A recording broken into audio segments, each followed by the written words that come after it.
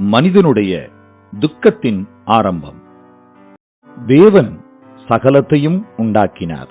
தேவன் உண்டாக்கிய முதல் மனிதன் ஆதாம். அவன் மனைவியாகிய ஏவாளுடன் ஏதேன் தோட்டத்தில் வாழ்ந்தான். பூரண சந்தோஷத்துடன் தேவனுக்கு கீழ்ப்படிந்து அவருடைய பிரசன்னத்தில் உல்லாசமாக இருந்தவர்களுக்கு ஒரு நாள், நீங்கள் தோட்டத்தில் உள்ள சகல விருட்சங்களின் கனியையும் புசிக்க வேண்டாம் என்று தேவன் சொன்னது உண்டோ என்றது சர்ப்பம். ஏவாள் சொன்னாள், நாங்கள் சகல கனியையும் புசிக்கலாம், ஆனால் ஒன்றை மாத்திரம் புசிக்க கூடாது. நாங்கள் அதை புசித்தாலோ தொட்டாலோ சாவோம் என்றாள். நீங்கள் சாவதில்லை என்று சர்ப்பம் பொய் சொன்னது. நீங்கள் தேவனை போல மாறுவீர்கள் என்று சர்ப்பம் சொன்னதினாலே ஏவாள் அந்த விருட்சத்தின் கனியை புசித்தாள். சர்ப்பம் சொன்னதை கேட்டு அந்த கனியை புசித்தாள். ஏவாள் தேவனுக்கு கீழ்ப்படியாமற் போனது மாத்திரமல்ல, ஆதாமுக்கும் சாப்பிட கொடுத்தாள். ஆதாம், வேண்டாம், நான் தேவனுடைய வார்த்தைக்கு கீழ்ப்படிய வேண்டும் என்று சொல்லி இருக்க வேண்டும்.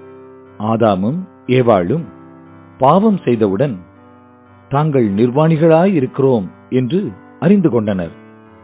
அத்தி இலையை கொண்டு மேலாடை தைத்து தங்களை மூடி தேவனுடைய சந்நிதிக்கு விலகி தங்களை ஒளித்துக் கொண்டார்கள். குளிர்ச்சியான சாயங்கால வேளையில் தேவன் தோட்டத்திற்கு வந்தார்.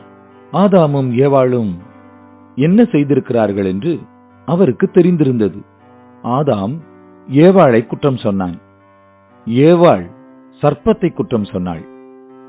சர்ப்பம் சபிக்கப்பட்டிருக்கும் மற்றும் மனுஷி பிள்ளை பெறும்போது வேதனைப்படுவாள் என்று தேவன் சொன்னார்.